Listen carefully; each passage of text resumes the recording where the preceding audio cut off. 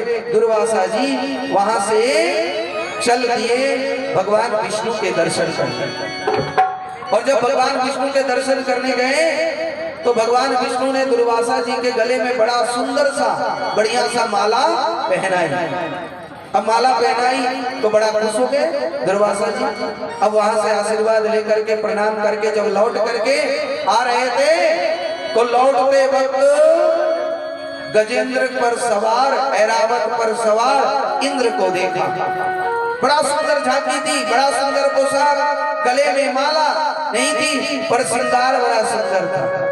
दुर्वासा जी को लगा यदि मैं अपना माला इंद्र को दे दूं तो बहुत अच्छा लगेगा। अरे हम तो कोई बात नहीं, भगवान की प्रसादी बहुत देर पहने। तब जाकर के अपने गले के वह कमल का पुष्प निकाल करके इंद्र के गले में दे दिया। अब जब इंद्र के गले में दिया, इंद्र ने क्या किया, उस माला को खोल करके हाथी के गले में डाल दिया। हाथी ने क्या किया, उसको सूंड से लेकर के पैर के नीचे कुचलने लगा। दुर्वासा जी थोड़ा पीछे मुड़ करके देखे कि देखे इंद्र कैसा लग रहा है। देख रहा गले में माला है ही नहीं, हाथी के पैर के नीचे माला है। दुर्वासा जी को आ गया क्रोध, भगवान की पुष्प, भगवान का सुमन, अरे इतना सुंदर माला, सुगंधित ये माला है तो भगवान का ही वास है। फूल तोड़ते वक्त भी ये ध्यान रखें कि हम भगवान को भगवान के चरणों में चढ़ा रहे हैं, क्योंकि इसमें भी सुगंध रूप में भगवान है, रंग रूप में भगवान है, और ये भगवान के चरणों में शोभित हो रहा है। इसलिए फूल तोड़ने के बड़े नियम है। एक तो चप्पल आदि पहन के नहीं तोड़ना चाहिए, कोई बात नहीं, तोड़ रहे तो कोई बात नहीं। फिर धो करके उसको धुल करके फिर भगवान को पैर चप्पल उतार करके तब चढ़ाना चाहिए। और जब चढ़ा दो तो पैर के नीचे वह पुष्प नहीं आना चाहिए। ये सब ध्यान रखना चाहिए। ये भाव है, ये भक्ति है, और भाव है तो भगवान है, भाव नहीं तो भगवान नहीं। पर अब जब हाथी के पैर में आया तो इधर दुर्वासा जी को गुस्सा आया।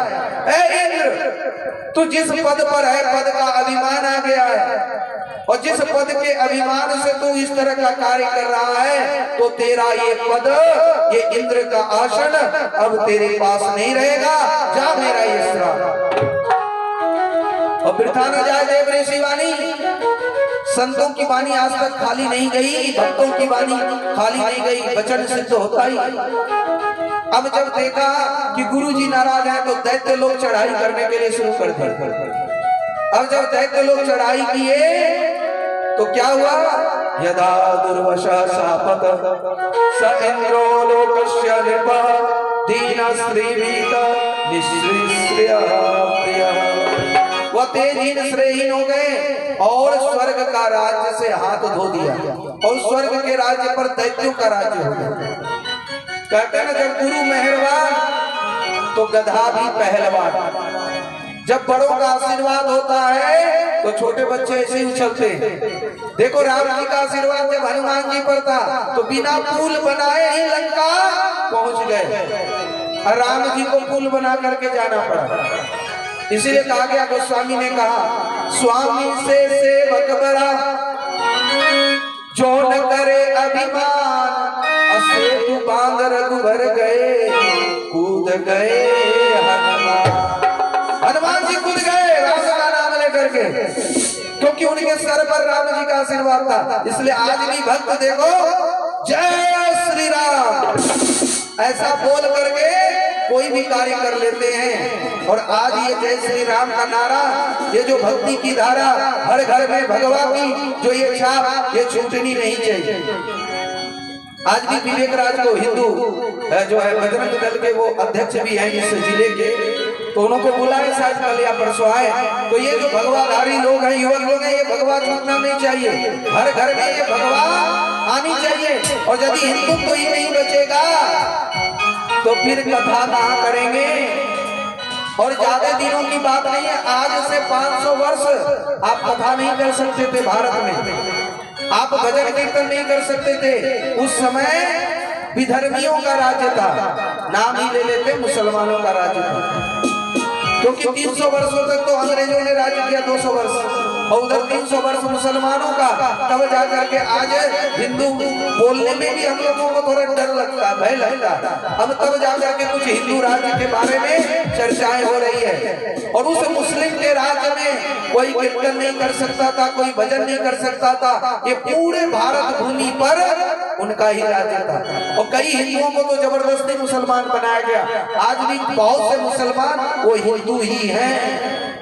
इस प्रकार कहने का मतलब है फिर से यदि वो राज्य आएगा, और ये फिर से षड्यंत्र चल रहा है भारत में कि फिर से इसको मुस्लिम राज्य बनाओ, फिर से इस पर जो है कब्जा करो, जनसंख्या बढ़ाओ, और जनसंख्या बढ़ाने के बहाने वे ऊंचे ऊंचे पद पर जाएंगे और भारत को फिर से हिंदू राष्ट्र कभी बनने नहीं देगा। ये तो भगवान की शुक्र मानो कि कुछ भगवान ने सुन ली, और आप लोगों के आशीर्वाद से, आप लोगों की दया से कुछ लोग वहां तक पहुंचे जो कि आज ये सब कार्य हो रहा है, और खुल करके हम लोग जय श्री राम की नारा लगा रहे हैं। पर यदि इसको और आगे नहीं बढ़ाओगे तो इतना जान लेना, एक दिन ऐसा आएगा आप जय श्री राम बोलने के लायक नहीं रहोगे। इसलिए जोर से बोलो जय श्री राम, जय श्री राम, जय श्री राम, जय श्री राम। ये नारा रुकनी नहीं चाहिए, और इसके लिए ऊंचे पदों पर हमारे जो स्वयं सेवक हैं उनको जाना बहुत जरूरी है। तो इस प्रकार दुर्वासा जी के शाप के कारण दैत्यों का राज्य हुआ। अब दैत्य लोग से परेशान देवता हुए अब ब्रह्मा जी के पास आए, और जब ब्रह्मा जी के पास आए तो ब्रह्मा जी ने कहा और करो बड़ों का अपमान, गुरु का अपमान, संत का अपमान, क्योंकि संतों का अपमान करके, गुरु का अपमान करके आज तक कोई सुखी नहीं हुआ। ये बिल्कुल गांठ बांध लो। और जो अपमान करता है न जाने लोग क्या क्या बोल देते हैं, हम नाम नहीं लेना चाहते, मोदी के बारे में भी लोग न जाने क्या क्या बोल देते हैं। अरे उस कुर्सी पर बैठ के देखो या व्यास आसन पर भी बैठ के देखो, इतना आसान नहीं है। लोगों को बोलने में क्या लगता है, वो ये है, वो है, तो वो कुछ नहीं तो तुम ही सब कुछ हो, करके दिखाओ। बोलना बड़ी आसान है और करके दिखाना बड़ा मुश्किल है। इसलिए बोलने से ज्यादा करने पर ध्यान देना चाहिए, नहीं तो थोथा चना बाजे घना। और जो ज्यादा बोलता है करता कुछ नहीं है, उसका स्थान पैरों में होता है, और जो बोलता कुछ नहीं करता है उसका स्थान माथे पर होता है। इसलिए बोलने में नहीं करने में विश्वास होना चाहिए। हनुमान की तरह राम काज किन्ने बिनु मोहि नाहि विश्राम, जब तक राम का काम नहीं कर ले तब तक हमें विश्राम नहीं लेना।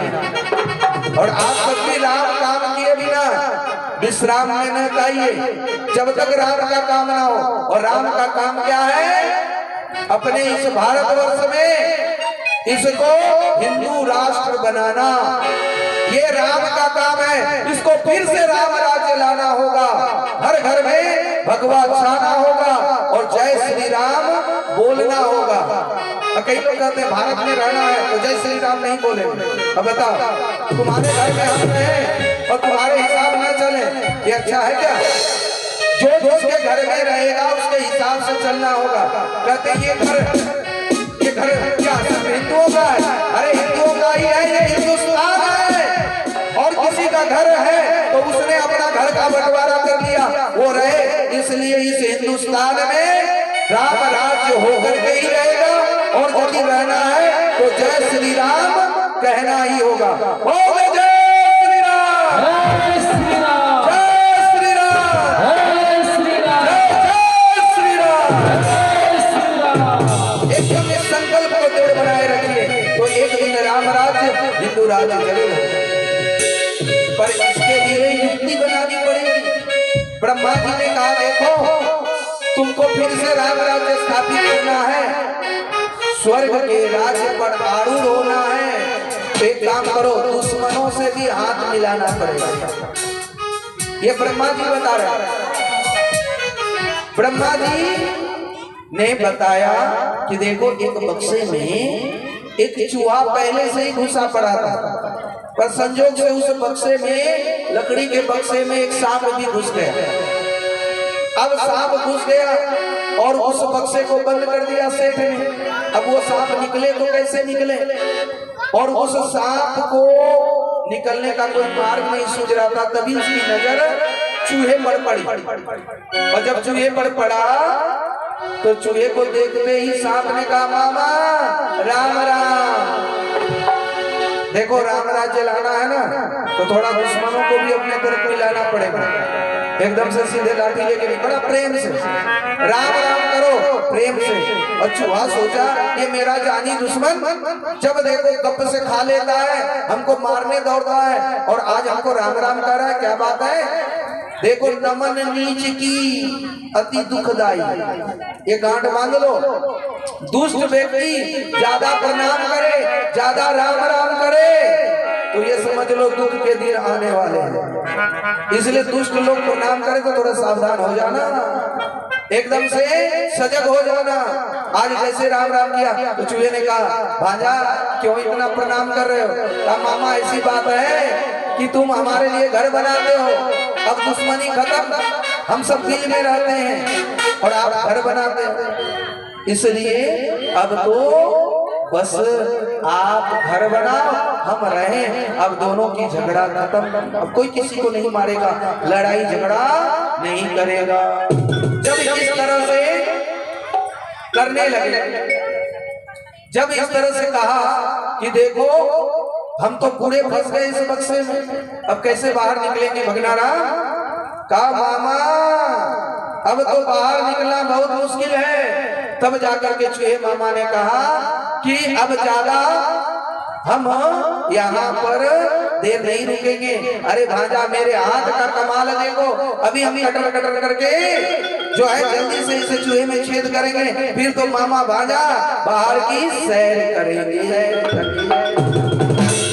चूहे में तुरंत कटर कटर करके छेद बना दी, और छेद बना करके सांप बाहर निकला। का भांजा बाहर निकला, और बाहर जैसे निकला फन फैला के बैठ गए, और जैसे चूहा निकला कब से पकड़ के खा लिया। अब कहा, भांजा क्या कर रहा है। कहा, जब तक बक्से में थे तभी तक मामा और भांजा, अब बक्से से बाहर आ गए, अरे कौन यहाँ मामा और कौन यहाँ भांजा।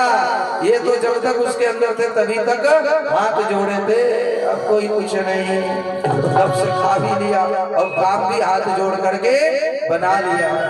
तो काम बनाना हो ना, तो जिससे नहीं भी बोलना हो उससे जरूर बोलो, यदि पैर न भी छूना हो तो छुओ, क्योंकि काम बनाने के लिए झुकना तो पड़ेगा ही, बिना झुके काम नहीं बन सकता।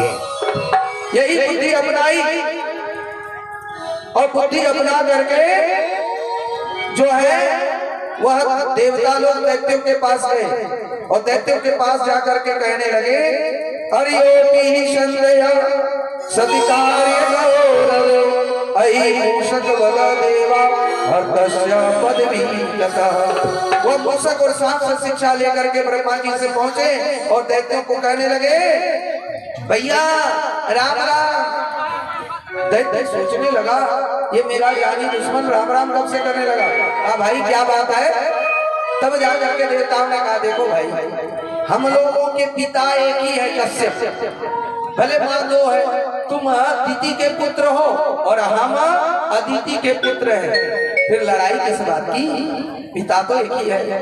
कहा किस बात की मेल मिला। कहा देखो इसलिए हम सब समुद्र मंथन करना चाहते हैं, और बिना समुद्र मंथन किए जो है हम सब ताकतवर नहीं हो पाएंगे, इसलिए समुद्र मंथन करना है। देखो ने कहा हमें कोई जरूरत नहीं है। कहा देखो भैया समुद्र मंथन करेंगे, दोनों जने पिएंगे आधा आधा बांट करके, और फिर उसके बाद लड़ाई झगड़ा होगा, माथा फूटेगा, सर फूटेगा, पर मरेगा कोई नहीं, क्योंकि अमृत पी करके सब अमर हो जाएगा।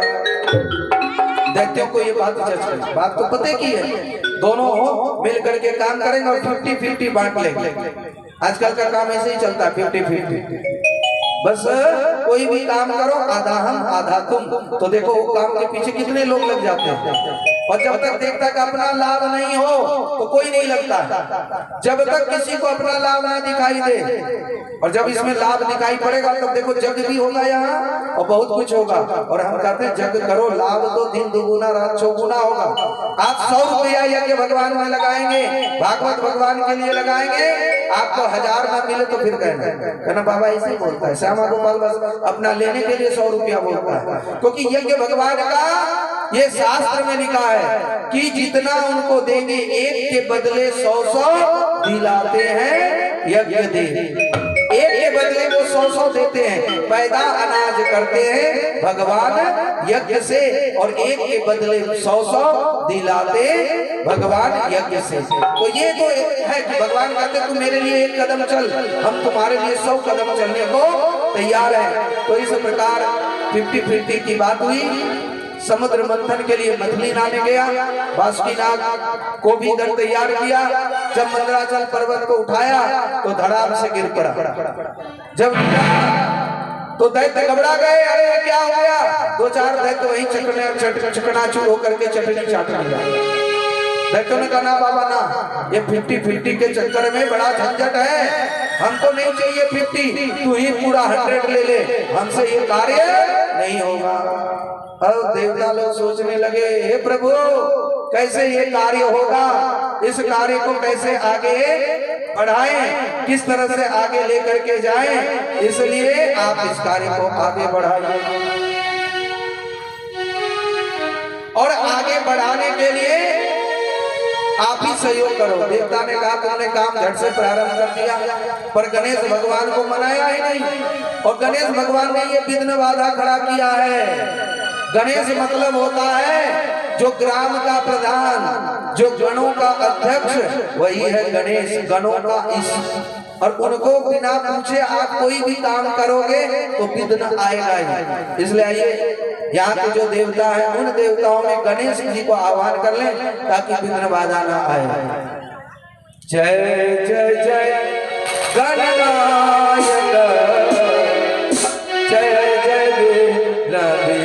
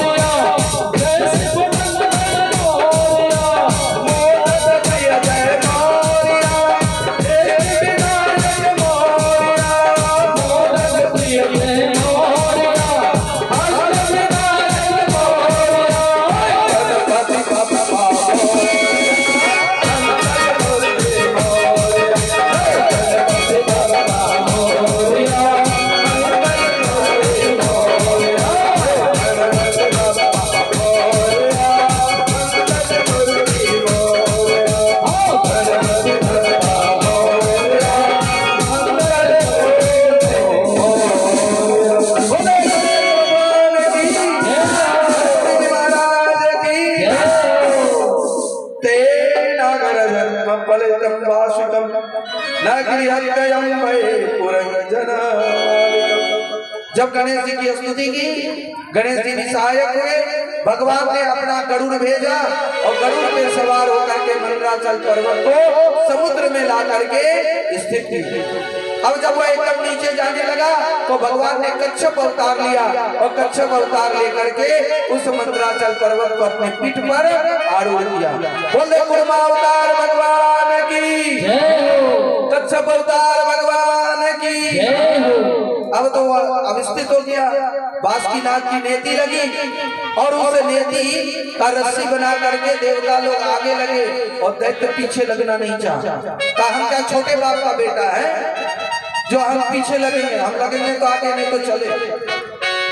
अब जो ज्यादा मूर्ख होता ना, मूढ़, वो ज्यादा बड़ा बाप का बेटा बनना पसंद करता है और जो सज्जन होता है वो कहता हम छोटे बाप का ठीक है, क्योंकि छोटा बछड़ा दूध पिए बड़ा हो या घुस खाए। छोटा बच्चा जब तक बच्चा रहता है तो बछड़ा दूध पीती है और बड़ा हो जाता है तो ले भूसा खा, खल्ली खा और न जाने ये सब खाने को मिलता है। उसी तरह से भगवान को वही पा सकता है जो बिल्कुल छोटा बन के रहता है। किसी ने पूछा कितना छोटा, तो कहे संत ने राई के पीसो हिस्सा अता में पुनि बीस अता पे छोटो भैरव तब मिले जगदीश। राई का बीस हिस्सा करो और उसका फिर बीस और उससे भी छोटा बन करके रहो, तभी वो परमात्मा, वो कृष्ण, वो राम मिल सकते हैं। सिर्फ भगवान की पूजा करो और अभिमान बढ़ाते जाओ, हम तो बड़ा भक्त हैं, हम तो बड़ा पुजारी हैं, तो समझ लेना भगवान कभी नहीं मिल सकते। भगवान कभी मिलते, हम तो कुछ नहीं है, हम तो कुछ भगवान की सेवा नहीं करते, हम तो बिल्कुल दीनहीन हैं, तभी भगवान का कहीं दर्शन हो सकता है। पप्पू जी यदि कहीं हो तो एक मेरी प्रार्थना है, पंडाल में पंखा जरूर कर लगा दीजिएगा और ये लोग सहयोग जरूर करेंगे आपको। चंदा का रसीद भी लेके बैठा है और यदि पंखा ना लगाए कल तो कल एकदम चंदा मत देना, जिसका बाकी पैसा रोक लेना, नहीं रसीद कटाना वहाँ। हमको पता है हमारे मुझे प्रकाश बाबा भी कल 500 से कटवाए, 500 से काम नहीं चलेगा और थोड़ा उसमें डालना पड़ेगा और कल पता चलना चाहिए कि बढ़ा है। और उनका तो कोई बात नहीं, एक सप्ताह का दे दे कोई बात नहीं, मस्त है, फिर भी बाबा होकर के दान पुण्य करें, ये भी कम बात नहीं है। तो आप लोग भी रसीद कटाना, चंदा दान पुण्य करो और फैसिलिटी में भी कमी मत रखो। कल कम से कम 4 पंखा तो लग ही जाए और ज्यादा लगे तो आगे समिति की कृपा, भगवान की कृपा, क्योंकि कल से कन्हैया अवतार हो गए तो कन्हैया माखन मुसरी 56 भोग खाएंगे तो आप लोग क्यों कष्ट में रहेंगे, बड़ा आराम से कथा सुनेंगे और पंखे की, क्योंकि गर्मी थोड़ा ज्यादा है और यहाँ आकर के, और बिछावन भी बड़ा बढ़िया होना चाहिए, नहीं तो कई लोगों को बैठने में बड़ा तकलीफ, इसलिए कई लोग लेट से आते हैं, थोड़ा देर बैठेंगे और थोड़ी कथा सुन के चल जाएंगे। बस यही लोग चालाकी करते हैं, तो चालाकी से भगवान नहीं मिलता, कष्टो छाड़ा केष्टो मिले ना, नो पेन नो गेन। भगवान को पाने के लिए तो कष्ट करना ही पड़ेगा, पर उतना ही करना है जितना से काम चले, तो कल पंखा लग जाएगी और आप लोग एकदम समय से आए पहले, फिर बैठना है, जो होगा सो देखा जाएगा। थोड़ा कमर दर्द करे, पैर दर्द करे, इसकी चिंता नहीं करना। पप्पू जी नहीं है, कहा लगेगा कि नहीं हो, कल जैसे भी हो लगाना भैया, नहीं होगा तो स्टैंड फैन भी लाना, क्योंकि गर्मी है और पानी की भी व्यवस्था है, ये आपको पता है, कल बोले थे तो बोला नहीं व्यवस्था रहता, तो पानी की भी व्यवस्था, कथा तो होती रहेगी, सुनते ही रहेंगे, तो पहले प्यास लगा रहेगा और गर्मी में कथा सुनने में मन लगेगा नहीं ना लगेगा। और आप लोग भी चले बने तो एक आसन लेके आना, कम्बल गाया बढ़िया सा, एक आसन ला करके बिछा करके और आराम से बैठना है। बोल दो प्रेम से वृंदावन बिहारी लाल की और भगवान की जय हो। इस प्रकार दैत्य हमेशा उल्टा ही सुनता है, जो दुष्ट बुद्धि का होता है उसको बोलो एक तो बोलेगा दो, उसको बोलो पूरब तो करेगा पश्चिम, उसको बोलो ये तो करेगा वो, ये दुष्ट बुद्धि का कार्य होता है। देवता जब आगे लगे तो दैत्य ने कहा नहीं हम भी आगे लगेंगे, पीछे तुम लगो। दैत्य ने कहा जैसी तेरी मर्जी, तू ही आगे लग। और इस प्रकार से वो आगे लगा, और जब आगे लगा और समुद्र मंथन शुरू होने लगा तो गरम गरम फुफकार बांस की नाग का निकलने लगा। उस गरम फुफकार से, बांस की नाग के गरम फुफकार से दैत्य का शरीर जलने लगा। कुछ कुछ दैत्य बोलने लगा, अब बनो बड़े बाप का बेटा और रहो आगे आगे। और जब बिल्कुल झुलसने लगा, आप बोल भी नहीं सकते कि पीछे जाएंगे। कई लोग देखो कथा में भी ना पीछे बैठते हैं, कथा पंडाल में भजन कीर्तन में आगे रहो, फोटो खिंचवाने के लिए नहीं। कई लोग फोटो खिंचवाने के लिए आगे बैठते हैं। कोई कोई गुरु जी कह देते हैं कि कम से कम आगे बैठो फोटो खींचने के लिए। तो भाई फोटो खिंचाने के लिए आगे नहीं, बल्कि सुनने के लिए आप बैठोगे भाव से, और जहाँ नजर मिल जाएगी भाव से। ऐसा नहीं कि बीच में पीछे भी नजर जाती है और वो चेहरा बता देता है। Face is the mirror of mind. चेहरा ये मन का दर्पण है और चेहरा बता देता है कि कौन श्रोता कैसे कथा को सुन रहा है, और उसी के हिसाब से कथाएं जाती है। इसलिए जो है फोटो वोटो खिंचवाने के लिए नहीं, कथा को भाव से प्रेम से सुनने के लिए। तो इसमें तो आगे रहो, और बाद बाकी और सब काम में पीछे रहो, उसमें आगे आगे मत करो। तो आज दैत्य लोग आगे की रहे और फुफकार से जलने लगे तो कहे बड़े बाप का बेटा बनो। और कई लोग का काम भी होता है कि उल्टा बोलो उल्टा सुनते हैं। एक बार ये पिछले बार कुंभ का मेला लगा था हरिद्वार का, 80 पिताजी का क्या नाम है? कन्हई पंडित की पुत्री 80 ने 51 रुपए से व्यास पूजन किया। बहुत बहुत धन्यवाद, साधुवाद। अब बहुत पहले ही बन गई। तो चलो अब झांकी भी आएगी बामन भगवान का, इसको जल्दी से सुन ले 10 मिनट में। देखो एक पति पत्नी ये हरिद्वार गए कुंभ स्नान में, और पति पत्नी में ज्यादा होता है। एक बोले मीठा खाएंगे तो बोलेगा खट्टा, और यदि बोले परोठा बनाना तो बनाएंगे उस दिन पूरी, और इस तरह से उल्टा उल्टा चलता है। तो पति जानता था मेरी पत्नी को जो बोलो वो उल्टा ही करती है। तो उसने कहा देखो सब जा रहे हैं दूध कौल वाले हरिद्वार कुंभ स्नान में, और तुम लोग मत जाना क्योंकि बड़ा भीड़ होता है, बड़ा कष्ट होता है और बड़ी दुख आता है, इसलिए नहीं जाना है। अरे कभी खाली होगा तो जाएंगे।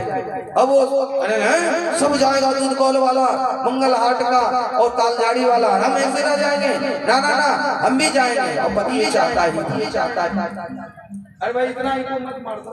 वो चाहता ही था कि वो भी जाए, और इस प्रकार से उल्टा बोल करके वो तैयार कर दिया। देखो घर में खाना वाना मत बनाना, और ऐसे कुछ मतलब पुआ पकवान ये सब मत बनाना, नमकीन। अरे पैसा लेके जाएंगे कहीं खरीद लेंगे, बाजार का नहीं खरीदेंगे, घर का ले जाएंगे। वो कहता ऐसे बनाओ, तो कहता थे बाजार का, उल्टा करके सब कर लिए। पहुंच गए वहाँ, और पहुंच गए तो पतिदेव पहले स्नान किए सीकर पकड़ करके, और सीकर पकड़ करके एकदम बीच मझधार में स्नान करके लौट आए।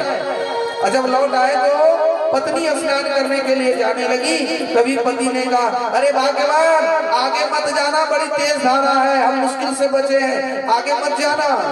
पत्नी ने कहा इतना दूर आए हैं तो आगे नहीं जाएंगे, आगे ही जाके नहा के आएंगे। और गई बीच धारा में, और धारा में गई तो बही तो ऐसा बही कि फिर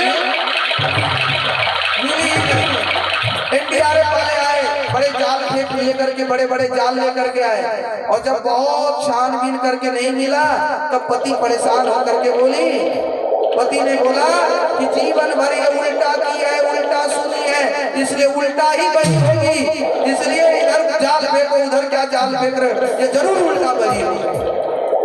तो ऐसा नहीं करना भाई, दोनों आदमी मिलजुल के काम करो तभी गंतव्य तक पहुंचोगे। कहीं पति ये ना बोले कि मरने के बाद उल्टा ही गई होगी। तो इस प्रकार होता है। कुंभ आदि मेले में जाओ तो बड़ी सावधानी से। सहरसा का एक व्यक्ति पिछले बार हरिद्वार में गया और कुंभ सीकर छूटा तो छूटा ही रह गया, अभी तक नहीं मिला। खोजबीन करके भी अब तो जाल लगा दिया है पुल के नीचे कि बह के जाएगा भी तो यही फंस जाएगा। और पहले वो व्यवस्था नहीं थी, बह गया तो वो बही गया। कई लोग बह जाते हैं और ज्यादातर कुंभ के मेले में बड़ी तकलीफें होती है। अब कुंभ लगने वाला है कहाँ पता है? अगले ही वर्ष। कहाँ लगने वाला है? तो प्रयागराज में लगने वाला है। और प्रयागराज में कुंभ है तो जाना बड़ी सोच समझ करके, बहुत पैदल चलना पड़ता है, बहुत भीड़ होती है। तो बिल्कुल एकदम ताकत होनी चाहिए भक्ति भजन का भी। अब बुढ़ापा ज्यादा होगा तो वो भी नहीं हो पाता है। और अगली बार यदि जाना हो तो फिर देखते हैं प्रकाश बाबा से एक बार और लड़ाई करेंगे। हम दोनों बहुत लड़ते हैं, तो आप लोगों से संपर्क करेंगे। वो तो नहीं जाएंगे, नौकरी छोड़ के कहाँ जाएंगे, और जाएंगे तो कहीं सरकार उनका लगाई ना दे यहाँ नौकरी छोड़ के घूमने जा रहे हैं। वो जाएंगे नहीं, फिर भी कुछ लोगों को फिर एक बार तैयार करते हैं। अगले साल कुंभ स्नान के साथ साथ वृंदावन और 4 धाम की परिक्रमा वहां कर लेंगे, बद्रीनाथ, केदारनाथ, यमुनोत्री, गंगोत्री। अगली साल की बात अगले साल रहो, अब इस साल फिर आ जाओ। बोल दे प्रेम से वृंदावन बिहारी लाल की। तो इस प्रकार समुद्र मंथन होने लगा और सबसे पहले क्या निकला तो जहर। ये समुद्र मंथन क्या है? मनोमंथन। मन को मतो तो पहले दुश्मन नजर आएगा, दोस्त बाद में नजर आता है। पहले कौन गाली दिया वही नजर आता है, कौन अच्छा था वो नहीं समझ में आता है। तो सबसे पहले विष निकला हलाहल। अब वो विष कौन ले, न देवता न देवते। अब कहा ये विष तो एकमात्र देवों के देव हमारे दूधनाथ महादेव ही पी सकते हैं, इसके सिवा और कोई नहीं। तब जाकर के हाथ में उस हलाहल विष को लेकर के आए। देव देव महादेव भूतात्मा भूत भावन त्राई शरणम पन्ने त्राई विशरणम तथा कर कलिया व्यापी हलाहल विषम अवक्षय महादेव कृपया भूत भावन। हे भूत भावन, हे दूधनाथ, हे महादेव, आप इस हलाहल विष को पान कीजिए, क्योंकि आपके सिवा कोई इस जहर को नहीं पचा सकता। जो महापुरुष होते हैं वही निंदा शिकायत या दुष्ट कुछ कर दे तो उसको पचा लेते हैं। कोई मार भी दे तो कहते चल तू अपने काम किया, हमारा क्या जाता है। तो ये महापुरुष ही उस विष को पचा पाते, सबके बस की बात नहीं है। तब जाकर के भूत बाबन ने मैया सती की तरफ देखा। क्या करें? पार्वती ने कहा कि जो जिसमें आपकी इच्छा हो वो कीजिए। इस प्रकार से करतल में उठा लिए और रात कल के मुंह खोले और पी करके मां बोलते हुए बंद कर दिया और कंठ तक ही जो है उस विष को रखे राम नाम लेकर के। इसलिए कहते हैं तब निज करतल पर उठा किया हलाहल पान और उसी काल शंकर हुए नीलकंठ भगवान। बोले नीलकंठ भगवान की, नीलकंठ भगवान की जय हो। बड़ी जल्दी आ गया समुद्र मंथन में। आइए अब समुद्र मंथन में हमारे पधार हैं सभी देवी देवतागण, और इधर ब्रह्मा जी भी पधार रहे हैं और राजा बलि भी पधार रहे हैं, और इधर राजा बलि के परिवार के सभी लोग पधार रहे हैं। तो मंच पर आसन दे दे, राजा को कुर्सी दे दे, बाद बाकी सब नीचे बैठ जाए। बहुत प्रेम से भगवान भगवान की। देखो नाम में बहुत प्रभाव है। आइए हम सब भगवान का नाम लेकर के जहर को बचाने का प्रयास करें। नाम प्रभाव काल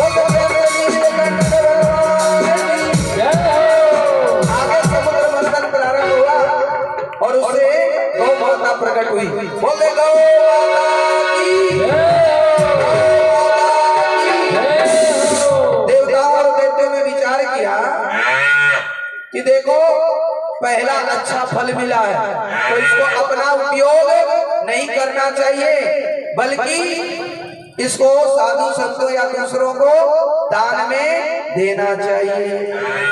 तब जाकर के इस गाय को साधु संतों ऋषि मुनियों को दान में दे दिए कि आप लोग खूब दूध पीजिए और इसके घी से हवन यज्ञ कीजिए, स्वाहा स्वाहा कीजिए।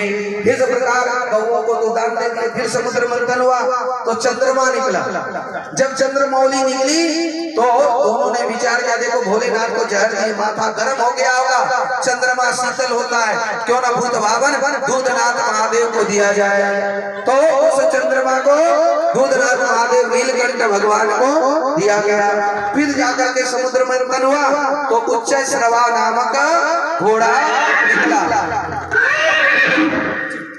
और उस उच्च श्रवा घोड़ा को राजा बलि ने कहा हम लेंगे, पहले हम लेंगे। देवता ने कहा तू ही ले। फिर समुद्र मंथन हुआ तो उससे ऐरावत हाथी निकला। ऐरावत हाथी को तो दैत्यों को कहा कि तुम लोगों ने घोड़ा ले लिया, अब हम लोगों को लेने दो। तो ऐरावत हाथी दैत्यों ने नहीं दिया बल्कि देवताओं ने दिया। फिर समुद्र मंथन हुआ तो पद्मराग मणि निकली।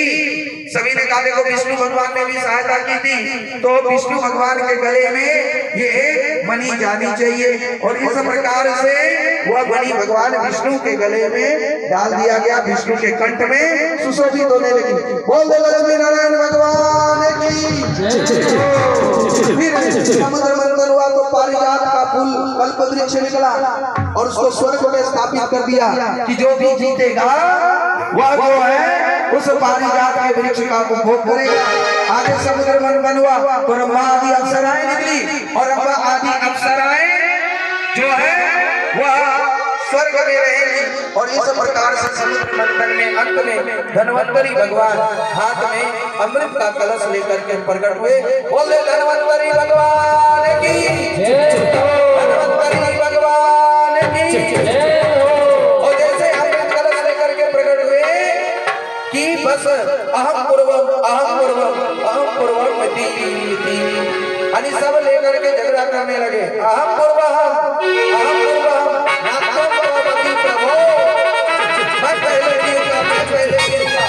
छीना झपटी शुरू हो गई और उस छीना झपटी में वो बूंदें 4 जगह गिरी। पहला हरिद्वार, दूसरा प्रयागराज, तीसरा उज्जैन और चौथा नासिक में। इस प्रकार से 4 जगह जो है वह अमृत की बूंदें गिरी और 4 जगह कुंभ का मेला हर एक 4 साल के बाद लगता है और पुनः एक स्थान पर 12 साल के बाद ही लौट करके आता है। इस प्रकार से छीना झपटी में वह अमृत कलश दैत्यों के हाथ ही लग गया। दैत्य लोग लेकर के आए, देवता थोड़ा पीछे छूट गए। अब देखो दैत्यों में लड़ाई होने लगा। जब लड़ाई होने लगा तो भगवान वहीं पर मोहिनी रूप लेकर के प्रकट हो गए। बोल मोहिनी भगवान की, मोहिनी भगवान की। और जब प्रकट हो गए मोहिनी रूप लेकर के तब जाकर के देखा सब दैत्य लड़ रहा। तब जाकर के कहने लगे दैत्य लोग मोहिनी भगवान को देख करके अहो रूपम हो धाम अहो अस्यानवंबय कातम कास पाक्ष लक्षी कुतो किंब विकर्षिणी। अहो रूपम हो अहो धामा अस्यानवंबय, अरे तुम कौन हो, कहां से आई हो और किसकी पुत्री हो। तब जाकर के मोहिनी भगवान ने कहा ये सब छोड़ो, मैं कौन हूँ, क्या नाम है, क्या धाम है, ये सब बात की बात, पर ये बताओ तुम लोग जो लड़ रहे हो ये किस लिए लड़ रहे हैं। तो कहा अरे हम तो कोई छोटा बाप का बेटा मत समझना। अहम कश्यप दया भ्रात सब पंडितो जाति कामनिशी न यदि। अहम भ्राता कश्यप, हम कश्यप के पुत्र हैं और हम सब भाई हैं, सहोदर भाई, सगा भाई हैं। अतः सगे भाई होकर के लड़ाई कर रहे। अरे तुम्हें नहीं पता कि जहाँ सुमति वहाँ संपत्ति और जहाँ कुमति वहाँ विपत्ति। अच्छा अरे तुम तो बहुत अच्छी बोल रही हो, ठीक है ऐसा करो तुम ही ये कलश ले लो और लेकर के हम सबको बराबर बराबर बांट दो। मोहिनी भगवान ने कहा जान पहचान मैं तेरा मेहमान, और वो भी स्त्री पर ऐसे कैसे भरोसा किया जा सकता है, क्योंकि जो है विश्वासम पंडित हो जाती हूँ काम नशो न यति। जो पंडित होते हैं, जो ज्ञानी होते हैं, वो अनजान लोगों पर विश्वास नहीं करते और विशेष करके स्त्रियों पर। पुरुषों पर भी मन करो, विशेष करके अनजान है, जान पहचान नहीं है, पता नहीं कहाँ छल ले, कहाँ ठग ले, और हम ठगे चले जाए। जब ये सब बातें कहने लगे तब जाकर के देवताओं को लगा, अरे ऐसी वैसी होती तो ये तो लेके भाग जाती। नहीं नहीं नहीं, तुम बहुत अच्छी हो, अच्छे खानदान से मालूम पड़ती हो, अच्छे कुल की हो, अब तो तुम्हें ही बांटना पड़ेगा। और कलश उसके हाथ में थमा दिया। अब जब थमा दिया तो कलश लेकर के देखने ही लगे थे कि तभी देवता लोग आ गए। ये लोग कौन है? खबरदार, ये सबको मत देना, ये है तो हमारा ही भाई, बड़ी से भुड़कड़ को मत देना। इस तरह से जब कहने लगे तो कहा, अच्छा भाई है तो भाई को देने में क्या हर्ज है। तब जाकर के उसको जो है तुम दे रही ब्रह्मदेव ठाकुर की पत्नी 51 रुपए से व्यास पूजन किए। और आज सुबह जो है बाल भोग भी करवाए थे। बाल भोग नहीं हो तो राजभोग ही था। तो इनको बहुत बहुत धन्यवाद, साधुवाद। साथ में मोहन बाबू ने भी भोजन करवाया, कल भी बाल भोग है। और 2 दिन तो हमारे सुवन जी के यहाँ भोजन है। तो ऐसे भोजन कराने वाले अन्नदाता को बहुत बहुत धन्यवाद। बोल दो वृंदावन बिहारी लाल की। अब आ रहा भोजन दक्षिणा। भोजन दक्षिणा मान्य तो भी नहीं दी, पर अब यहाँ सबको दिखा के दे रहे हैं। कितना दे रहे हैं? नहीं, बहुत ज्यादा दी। 501 रुपये से मोहन बाबू की धर्मपत्नी ने जो है 501 रुपये से जो है व्यास पूजन के बहुत बहुत धन्यवाद, साधुवाद। हाँ, जान गए भाई, भगवान का गिफ्ट आ गया है। आइए अब हम सब कथा में बढ़ते हैं। कथा में जब समुद्र मंथन हुआ और उसको बांटने की बात मोहिनी भगवान के हाथों में आया तो कहा पतला पतला है, ऊपर में इस देवताओं को बांट देते हैं तो भुक्कड़ की नजर भी नहीं, और गाढ़ा गाढ़ा हम तुम सबको पिलाते हैं। ठीक है, देखो 1-2 बिंदी देना, पतला पतला ही देना, ज्यादा मत देना। इस तरह से सबको पंक्तिबद्ध बिठाया। देवताओं को अमृत सुधा पिलाने लगे और दैत्यों की तरफ देख देख करके मुस्कुराते थे। तो दैत्यों को रूप सुधा और देवताओं को अमृत सुधा, इस तरह से जब पिला रहे थे, उसी दैत्यों में एक का स्वर भानु दैत्य, उसको लगा दाल में बहुत काला है, ये बहुत मुस्कुरा रही है और देख रही है और पिला रहा है। देवताओं को लगता कुछ गड़बड़ है, तो वो क्या किया, सूर्य और चंद्रमा के बीच में आकर के बैठ और जैसे बैठा और चंद्रमा के बाद उस स्वर भानु को पिलाया। सूर्य ने कह दिया ये अपने दल का नहीं है। झट मोहिनी भगवान जो है अपना विष्णु रूप लिया और सुदर्शन चक्र से स्वर भानु का सर धड़ से अलग कर दिया। तो गले तक आ ही गया, इसलिए सर धड़ से अलग होते हुए भी नहीं मरा। जब नहीं मरा, अरे भगवान ने समुद्र मंथन देवताओं को पिला करके और देवताओं को स्वर्ग का राज्य दिला करके अंतर्धान हो गए। बोले भगवान की